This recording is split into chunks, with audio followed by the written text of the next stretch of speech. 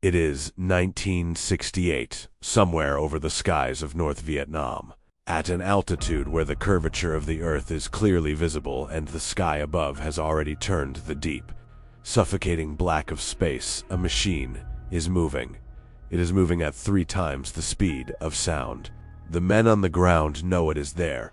Their radar screens are picking up something, a ghost, a shadow at the edge of detection. But by the time their systems process the data, by the time a launch order is given, by the time a surface-to-a-missile climbs toward the altitude where this machine is flying, it is already gone, not evading, not maneuvering, not deploying countermeasures, simply gone. Because at Mach 3.2, at 85,000 feet above the surface of the Earth, there is no missile in the world that can catch what America built in the desert of Nevada in absolute secrecy during the darkest years of the Cold War. The crews that flew this machine reported that when missile launches were detected below, the standard response was not evasive action. The standard response was to push the throttle forward, to accelerate, to leave the missile behind like it was standing still, to disappear into the thin air at the edge of space and continue the mission as if nothing had happened, because nothing had happened, because nothing could happen. More than 4,000 missiles were fired at the SR-71 Blackbird across its operational career. Not one of them ever came close. This is not a story about an airplane. This is a story about what happens when American engineering decides that the laws of conventional warfare no longer apply. This is the SR-71 Blackbird, and this is what untouchable looks like. To understand what the SR-71 Blackbird represented, what it truly meant for the balance of power on Earth, you first need to understand the world it was born into. It is the late 1950s. The Cold War is not a metaphor. It is the defining reality of every strategic decision made in Washington, in Moscow, in every capital on Earth.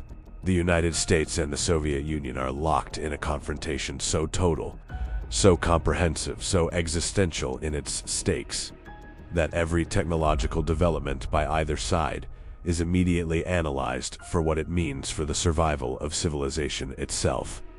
And in this environment, information is everything. Knowing what the Soviets are building, how many missiles, in what locations, with what capabilities, pointed at which American cities, is not simply a military question.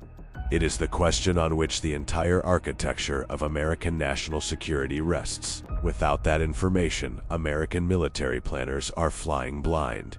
Without that information, the deterrence equation that keeps nuclear weapons from being used collapses into uncertainty. The United States needed to see inside the Soviet Union, and the Soviet Union was the most closed, the most defended, the most aggressively secured territory on the surface of the planet. Every radar, every missile battery, every interceptor regiment was positioned to prevent exactly what America needed to do: look inside. And the first answer America found to that problem was the U-2, a high-altitude reconnaissance aircraft designed to fly above the reach of Soviet air defenses. For a while, it worked. But on May 1st, 1960, a Soviet surface-to-air missile struck a U-2 at 70,000 feet over Sverdlovsk, and the pilot, Francis Gary Powers, was captured. The message from Moscow was unmistakable. Whatever you build, we will find a way to reach it. America's answer to that message would take another 4 years to reveal itself. And when it did, the world had no answer for it. The story of the SR-71 begins not with the aircraft itself, but with a man, and with the philosophy of engineering that produced machines so far ahead of their time that they are still beyond what most nations can build today. Clarence Leonard Johnson, known universally as Kelly Johnson, was the chief engineer of Lockheed's Advanced Development Projects Division, a unit so secretive that its unofficial name, the Skunk Works, was known only within the American defense establishment. Kelly Johnson was not simply an engineer. He was a force of nature operating at the intersection of genius and absolute conviction. His operating philosophy was simple and radical: give a small team of the best engineers in the world total freedom, total secrecy, and a deadline that seems impossible, and they will build something that changes warfare permanently. He had already proven this. The U-2 itself was a Skunk Works product. So was the F-104 Starfighter. So was the P-38 Lightning that had dominated the skies of World War II. But when the CIA came to Kelly Johnson in 1958 with a requirement for an aircraft that could not be intercepted, could not be detected with sufficient precision to be targeted, and could fly faster and higher than anything that had ever been built, Johnson looked at the specifications and did not say it was impossible. He said it would take everything his team had. And then he went to work. The project was called Archangel. Over the next several years, Kelly Johnson and his team at Skunk Works would produce a succession of design concepts, each one more radical, more technologically unprecedented than the last, until they arrived at a shape that looked like nothing that had ever flown before, and that performed at levels that the engineers who designed it were almost afraid to calculate. That shape would become the A-12, and the A-12 would become the foundation of the most extraordinary aircraft in the history of powered flight.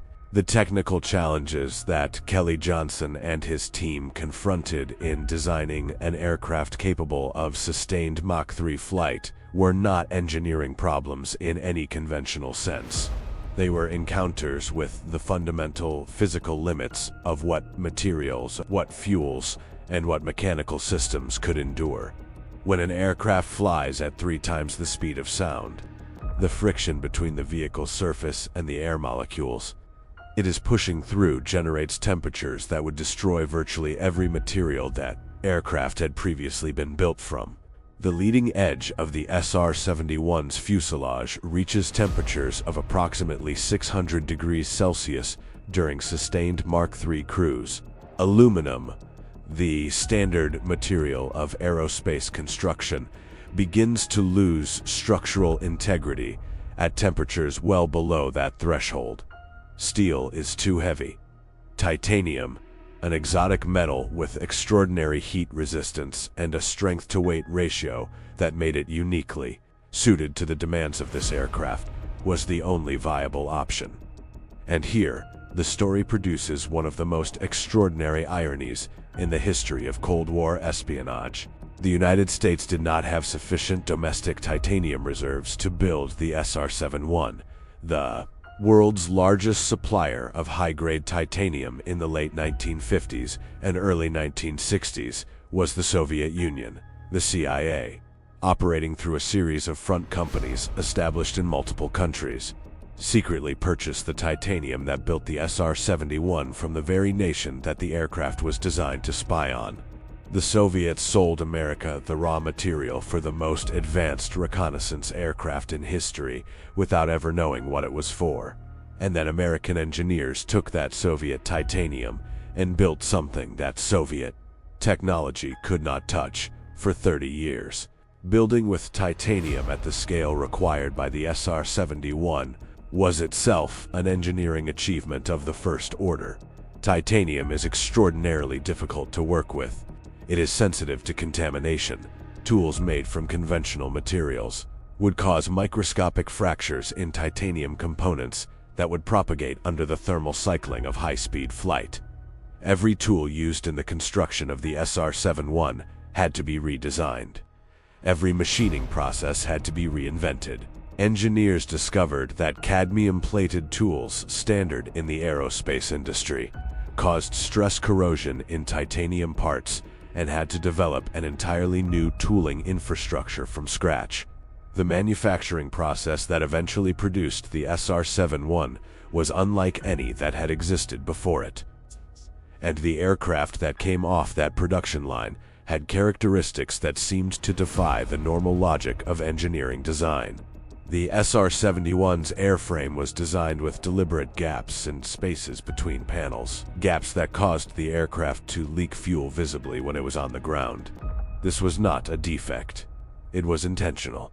At Mach 3 cruise speed, the thermal expansion of the titanium airframe closed those gaps precisely, creating the airtight, structurally integrated surface that the aircraft needed to perform at its design envelope. Every SR-71 leaked fuel on the runway before takeoff.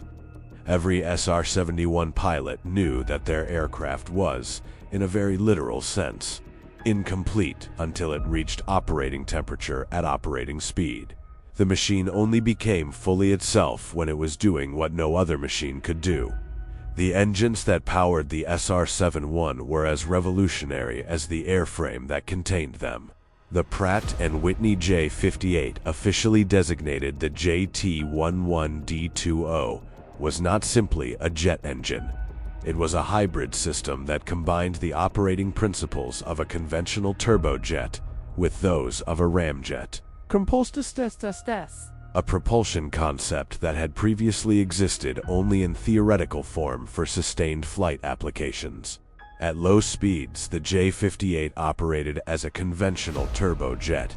The rotating compressor stages drew in air, compressed it, mixed it with fuel, and ignited the mixture to produce thrust. But as the aircraft accelerated through Mach 2 and approached Mach 3, the enormous pressure of the air being rammed into the engine, inlets at supersonic speeds made the turbojet stages increasingly inefficient. At those velocities, the J58 transitioned. Air bypassed the compressor stages entirely and was directed straight to the afterburner section, where it mixed with fuel and combusted under the enormous pressure generated by the aircraft's own velocity. At Mach 3.2, approximately 80% of the SR-71's thrust came not from the rotating machinery of its turbine, but from the ramjet effect, from the aircraft's own speed compressing the air that powered it. The faster it went, the more efficient its engines became. This was an aircraft that grew stronger as it accelerated into the regime where everything else in the sky was falling apart. The fuel the J58 burned was as exotic as the engine itself. Standard aviation kerosene would have ignited spontaneously from the heat of the airframe at Mach 3 cruise temperatures.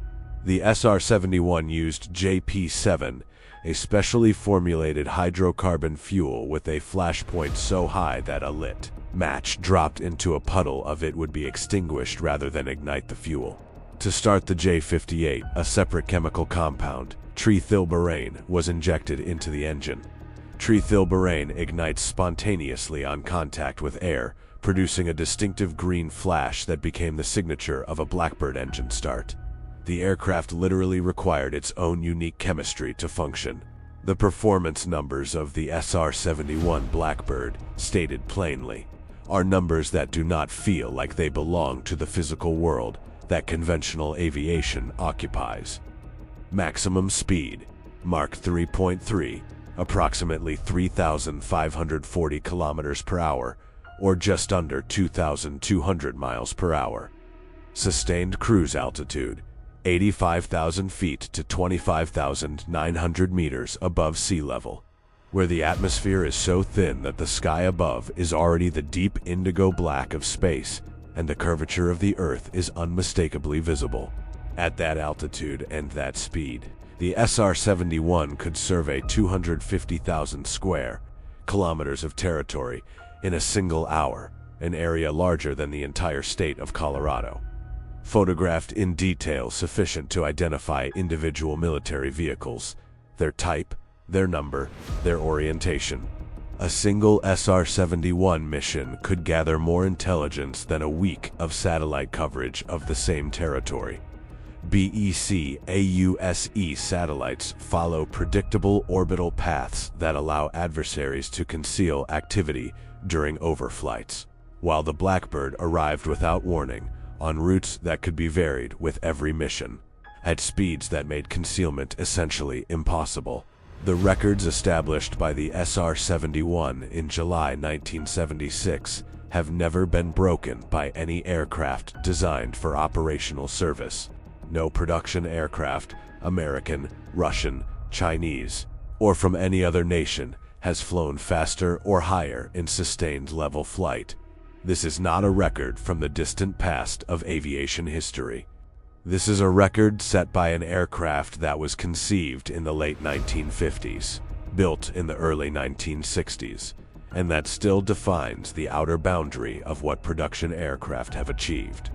More than half a century after the SR-71 set its records, the world has not produced a faster operational aircraft. That is what American engineering accomplished in the Nevada desert with slide rules and drafting tables. Before the age of computer-aided design, before the age of computational fluid dynamics, before any of the tools that modern aerospace engineers consider essential to their work. The operational life of the SR-71 Blackbird was defined by missions that shaped the course of geopolitical events that the general public knew nothing about at the time, because the aircraft itself was classified. Its missions were classified, and the intelligence it gathered was among the most sensitive information in the American national security system. The SR-71 flew operational reconnaissance missions over North Vietnam beginning in 1968, designated under the code name Giant Scale. At the altitudes and speeds it operated, North Vietnamese radar systems could detect that something was present in their airspace, but could not track it with sufficient precision to vector interceptors or guide surface-to-air missiles to an effective engagement. The North Vietnamese fired hundreds of missiles at SR-71s operating over their territory. Every one of them missed.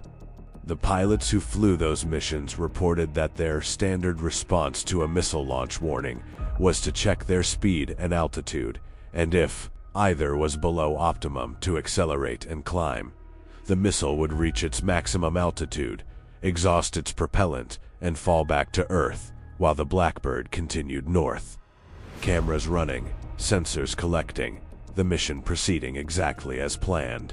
The intelligence gathered over North Vietnam during those years, the location of surface-to-air missile sites, the positioning of radar networks, the movement of military supplies down the Ho Chi Minh Trail, was directly translated into targeting data for American airstrikes that degraded North Vietnam's air defense capability across years of sustained combat operations.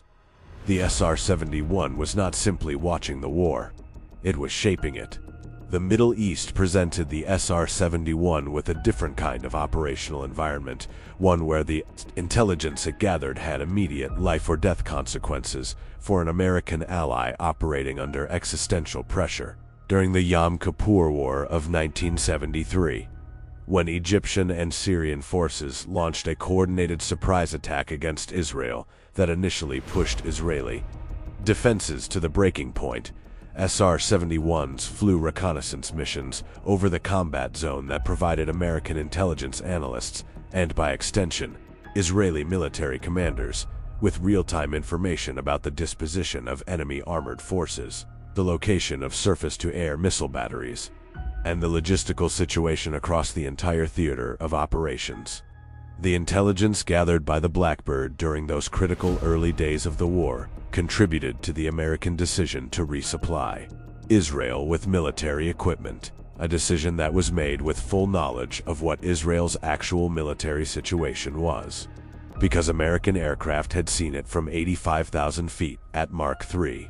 In 1986, when President Reagan ordered airstrikes against Libya in response to Libyan-sponsored terrorism, SR-71s flew reconnaissance missions over Libyan territory to identify air defense installations, radar sites, and military facilities that would be targeted by the strike aircraft.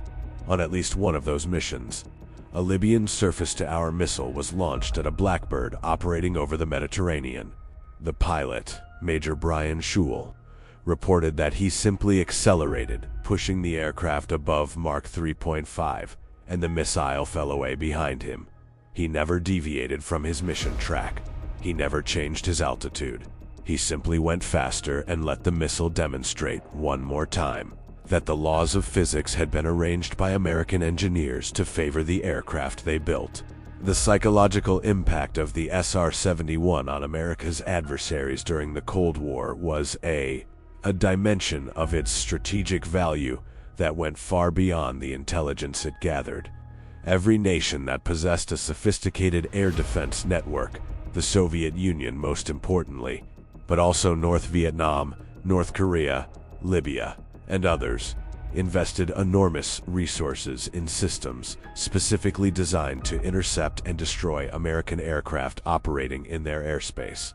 The SR-71 rendered all of that investment irrelevant. Not partially irrelevant, not marginally irrelevant, completely irrelevant. The Soviet Union deployed the MiG-25 Foxbat, a specialized interceptor designed with the explicit purpose of reaching the altitudes and speeds necessary to engage the Blackbird in response to the threat the SR-71 represented.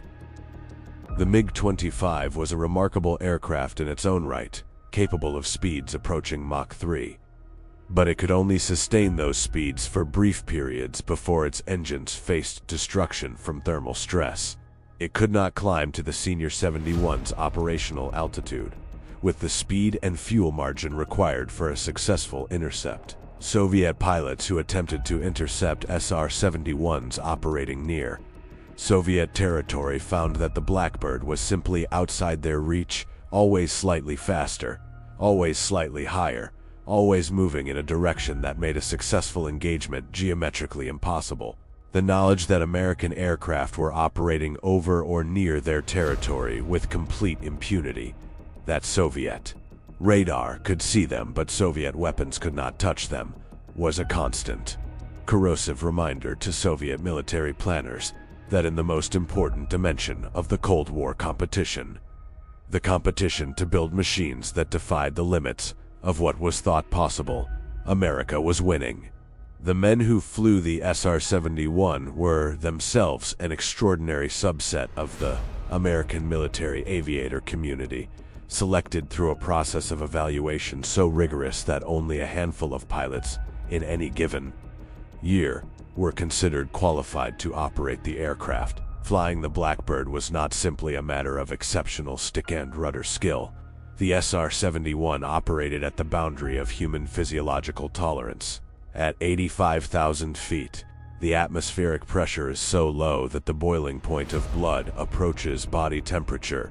Exposure to that environment without pressurization would be rapidly fatal. SR-71 pilots wore full-pressure suits essentially identical to those worn by NASA astronauts, suits that could maintain survivable pressure and temperature in the event of cockpit depressurization at the edge of space. Before each mission, pilots followed a pre-flight oxygen protocol designed to purge dissolved nitrogen from their bloodstream. The same protocol used by deep-sea divers preparing for extreme depth dives to prevent decompression sickness if cabin pressure was lost during flight. The diet of SR-71 crews in the 24 hours before a mission was carefully controlled to minimize gas production in the digestive system, because at the pressures involved in the suit environment, intestinal gas could cause serious physiological problems. These were not fighter pilots. They were something closer to test pilots and astronauts simultaneously, men operating at the edge of what the human body could endure, in a machine operating at the edge of what engineering could achieve. On missions that the American public would not learn about for decades, the cockpit experience of flying the SR-71 at operational speed and altitude was described by the pilots, who did it in terms that approached the language of spiritual experience rather than mechanical operation. At Mach 3.2, at 85,000 feet, the Earth below was not a landscape, it was a curved surface, visibly spherical, its horizon bending away in all directions simultaneously. The sky above was not blue, but the deep violet-black of space, stars visible even in full daylight at that altitude. The aircraft itself was radiating heat, the titanium skin glowing with the thermal energy of its own velocity. The cockpit canopy warm to the touch from the friction of air moving past it at nearly 2 miles per second. Below and behind, a sonic boom was propagating across hundreds of miles of territory, announcing the passage of the Blackbird to everyone within earshot on the ground, while the aircraft itself remained invisible to every weapon system those people possessed. Pilot Brian Schul, one of the most celebrated SR-71 aviators, described a mission over Libya in which a missile was launched at his aircraft at close range, and he simply pushed the throttle forward and accelerated away from it. He described the experience not as a close call, but as a confirmation, a moment in which the aircraft proved, one more time, that it existed in a different operational reality than the weapons arrayed against it. The men who flew the Blackbird understood that they were not simply operating an aircraft. They were operating a statement, a declaration made in titanium and fire and sonic thunder. That American engineering had crossed a threshold that the rest of the world could not follow. The intelligence-gathering capability of the SR-71 was, by any objective measure, without parallel in the history of aerial reconnaissance. The sensor suite carried in the aircraft's two internal bays could be configured for different mission requirements. Optical cameras capable of resolving objects as small as 30 centimeters from 85,000 feet. Synthetic aperture radar systems that could penetrate cloud cover and darkness to map terrain and identify military installations. Signals intelligence systems that intercepted and recorded electronic emissions from radar networks and communication systems across entire regions simultaneously. A single SR-71 mission over the Korean peninsula could image every significant military installation in North Korea in approximately 7 minutes of flight time, producing photographic and electronic intelligence. That would take satellite systems days to match, and that satellites could never match in terms of the element of surprise, because North Korea knew when American reconnaissance satellites would be overhead and could conceal activity accordingly. The Blackbird could not be predicted, it could not be anticipated, and it could not be stopped. The intelligence it brought back did not simply inform American military planning, it shaped American foreign policy at the highest levels. Presidents made decisions about military deployments, about diplomatic initiatives, about crisis responses, based on intelligence that the SR-71 had gathered days or hours before. The aircraft that no one on the ground could touch was simultaneously the aircraft that shaped events on the ground in ways that its targets never fully understood. The Cold War rivalry between American and Soviet aerospace technology was never more starkly illustrated than in the contrast between the SR-71 and the systems the Soviet Union built in response to it. The MiG-25 Foxbat, developed specifically to counter the threat posed by the SR-71 and its predecessor, was an aircraft of impressive raw performance. Its maximum speed approached Mach 3. Its service ceiling exceeded 80,000 feet. On paper, it appeared to be a near-peer competitor to the Blackbird, but the reality of what the MiG-25 could actually do in an operational context exposed the fundamental difference between Soviet aerospace engineering and American aerospace engineering in the Cold War era. The MiG-25 could reach Mach 3, but only briefly, and at the cost of destroying its own engines. Its airframe was built largely from steel rather than titanium heavier, less thermally resistant, less capable of sustained high-speed, high-altitude flight. Its engines, while powerful at lower speeds, became progressively less efficient as speed increased. The opposite of the J-58's ramjet characteristics. When Soviet defector Viktor Belenso landed a MiG-25 in Japan in 1976, and American engineers were able to examine the aircraft in detail for the first time. The assessment was unambiguous. The MiG-25 was a capable aircraft built with impressive engineering, but it was not in the same technological category as the SR-71. It was an answer to a question that American engineers had already moved beyond when the Blackbird was conceived. The Soviet Union spent enormous resources trying to build something that could catch the Blackbird. They never succeeded.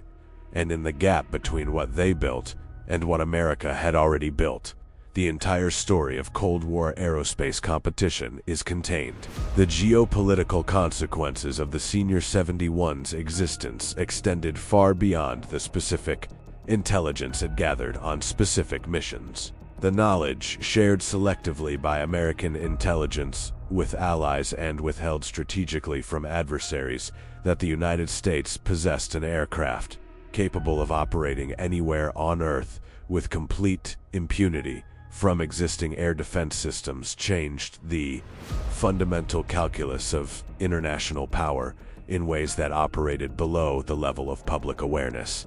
Nations that might have pursued military programs with the expectation that American intelligence had limited visibility into their activities had to recalculate that assumption. Adversaries who believed their air defense networks provided genuine protection against American reconnaissance had to confront the reality that those networks were irrelevant to the most capable platform the United States was operating. And allies who understood what the United States could see, because America chose to share that intelligence with them, had access to a quality of strategic information that their adversaries could only guess at. The SR-71 was never a weapon in the conventional sense. It carried no missiles, no bombs, no guns. Its payload was entirely composed of sensors and cameras. But in the Cold War environment, where information was power in the most direct and literal sense, where knowing what your adversary was doing before they did, it was the difference between deterrence and catastrophe, the SR-71 was among the most potent instruments of American power that existed. It gave the United States eyes that no nation could blind, operating at speeds that no nation could match, at altitudes that no weapon system could reach. The aircraft that carried no weapons was one of the most powerful weapons America possessed. The operational history of the SR-71 includes an episode that illustrates, with almost cinematic clarity, the gap between American aerospace capability and the best that potential adversaries could produce. On June 29, 1987, an SR-71 operating over the Baltic Sea on a reconnaissance mission along the Soviet coast suffered an engine malfunction at 20 kilometers of altitude. The aircraft, unable to maintain its operational altitude and speed, was forced to descend and slow, transitioning, in other words, from the untouchable realm of Mach 3 cruise into the envelope where conventional air defense systems could potentially engage it. Soviet radar immediately tracked the change. MiG-25 interceptors were scrambled with orders to shoot down or force the landing of the damaged American aircraft. This was the moment that Soviet air defense planners had been waiting years for, a Blackbird within theoretical reach of their weapons. What happened next defined the entire relationship between the SR-71 and the systems arrayed against it. Swedish Air Force vegan fighters, operating in the international airspace between Åland and Gotland, had locked their fire control radars onto the SR-71, achieving what Soviet systems had never managed. Rather than engage, the Swedish pilots chose to escort the damaged American aircraft toward Danish airspace, away from the approaching Soviet interceptors. The MiG-25 that had locked a missile onto the SR-71 never fired because the political consequences of shooting down an American aircraft over international waters, even a damaged one, were simply not acceptable. The SR-71 limped to safety. The Soviets never got their moment, and the episode remained classified for more than 30 years, one of the Cold War's most extraordinary near misses. Unknown to the public that the aircraft had been built to protect. 32 SR-71 Blackbirds were built across the entire production run of the program. Of those, 12 were lost, every one of them to accidents, mechanical failures, or the inherent demands of operating at the absolute edge of what a machine and its crew could sustain. Not one SR-71 was ever shot down. Not one was ever successfully intercepted by an enemy aircraft. Not one was ever struck by a missile launched against it in anger. The aircraft that more than 4,000 missiles failed to touch was only vulnerable to itself, to the extraordinary thermal and mechanical stresses of sustained Mach 3 flight, to the complexity of systems that had been invented specifically for this aircraft and existed nowhere else in the world. When an SR-71 was lost, It was almost always because something failed that the engineers had not fully anticipated, because the aircraft was operating so far beyond the frontier of previous aerospace experience that there was no established body of knowledge to draw on. In a sense, every SR-71 mission was still a test flight, even after years of operational service, because the conditions the aircraft operated in were conditions that no engineering team had previously had the opportunity to fully understand. The 12 aircraft that were lost, and the crews who survived some of those losses and did not survive others, represent the price of operating at the absolute frontier of human technological achievement. They were not lost because an adversary found a way to defeat them. They were lost because the frontier is always dangerous, and the men who flew the Blackbird knew that and flew it anyway. The decision to retire the SR-71 in 1989 and the controversy that surrounded that decision for years afterward illuminates a tension at the heart of American military planning that persists to the present day. The official rationale offered by the Air Force to Congress was straightforward. Satellites and unmanned reconnaissance systems had advanced to the point where the SR-71's unique capabilities could be replicated at lower cost and without the risk to air crews. The aircraft's operational costs were extraordinary. Each flying hour required more than 200 hours of ground maintenance, and the specialized infrastructure required to support SR-71 operations consumed resources that, the Air Force argued, could be more efficiently allocated elsewhere. What the Air Force did not say publicly, and what a number of senior officers argued privately and then publicly after their retirements, was that the retirement of the SR-71 created a gap in American reconnaissance capability that satellites and unmanned aircraft did not fully fill. Satellites followed predictable orbits. Adversaries could and did conceal activity during satellite passes. The Blackbird operated on no predictable schedule from no predictable direction, with no warning whatsoever.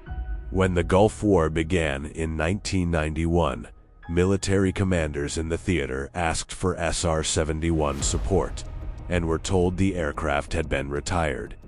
The gap in real-time, high-priority reconnaissance that this created was measurable and operational. In 1995, 3 SR-71s were briefly returned to service, a tacit acknowledgement that the retirement had been premature. By 1998, political and budgetary pressures had permanently grounded the fleet. The last SR-71 flight occurred at NASA's Dryden Flight Research Center in 1999. An era ended not because the aircraft had been defeated, but because the institutions that operated it had moved on. The legacy of the SR-71 Blackbird is not measured in the missions it flew or the intelligence it gathered, though both were extraordinary. It is measured in what it proved about the relationship between American technological ambition and the limits of what is possible. When Kelly Johnson and his team at Skunk Works began working on the design that would eventually become the SR-71, the concept of an aircraft sustained at Mach 3 for hours at a time, at altitudes where the atmosphere barely exists, was not merely unprecedented, it was considered by many engineers to be physically impossible. The thermal loads were too extreme. The material science didn't exist. The propulsion challenges were too fundamental. And Kelly Johnson's team solved every one of those problems, from first principles in a classified facility in the Nevada desert in approximately 5 years. They invented new materials processes. They developed new engine concepts. They created new fuel chemistry. They built new manufacturing infrastructure. They solved problems that had never been solved before because no one had ever needed to solve them before. And they did it in an era when the computational tools that modern engineers consider essential did not exist, when every calculation was done by hand or with slide rules, when the only way to test an aerodynamic concept was to build a physical model and put it in a wind tunnel. What they built has never been matched. That is the legacy of the SR-71. Not that it was the fastest aircraft ever built, though it was and remained so, but that it was built at all. that a group of American engineers, given the freedom to attempt the impossible and the resources to pursue it, produced something that the rest of the world spent decades trying to catch and never did. The successor that the SR-71 never truly had, and the gap that its retirement created in American reconnaissance capability, points toward a future in which the legacy of the Blackbird is not a historical footnote, but an active design philosophy still shaping what America is building now. The SR-72, the proposed unmanned successor to the Blackbird, currently in development at Lockheed Martin's Skunk Works, is designed to cruise at Mach 6, twice the speed of the aircraft it would succeed.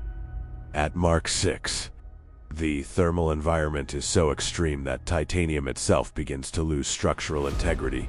New materials, new manufacturing processes, new propulsion concepts must be developed that make the challenges of the SR-71 program look, in retrospect, like engineering warm-up exercises. The SR-72 would be unmanned, removing the physiological constraint of human survivability from the performance equation and allowing the aircraft to operate in an envelope that no human body could endure.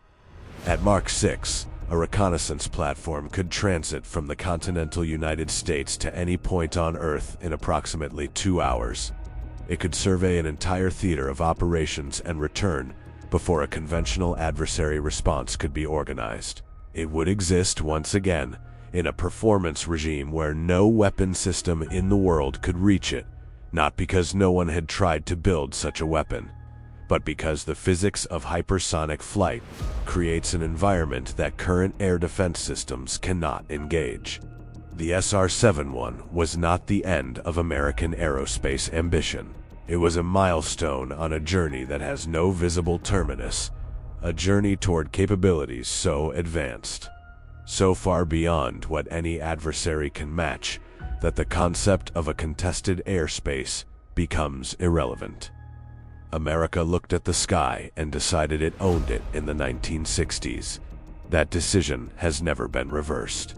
There is a moment that pilots who flew the SR-71 describe, a moment that occurs during the acceleration through Mach, when the ramjet cycle fully establishes itself and the aircraft transitions from simply being very fast to being something that exists in a different relationship with physics than everything else in the atmosphere. The throttle is already at maximum. The engines are already producing more thrust than any other aircraft in history has sustained in level flight. And then something shifts. The air itself becomes the engine's fuel source, the aircraft's velocity becoming its own propulsion. The faster it goes, the more power it generates, and the Blackbird does not simply accelerate, it surges. It breaks into a realm of performance that feels, to the men who experienced it, like a physical barrier being crossed, like passing through a door that has never been opened before, and finding, on the other side, a sky that belongs entirely to you. No other aircraft in that sky, no missile that can reach you, no radar that can track you with sufficient precision to threaten you. Just the curvature of the earth below, the blackness of space above, and the knowledge that you are flying the most extraordinary machine your civilization has ever produced. Built by American engineers who decided that the laws of conventional warfare did not apply to what they were going to build, and proved it. That is what the SR-71 Blackbird was. That is what it remains.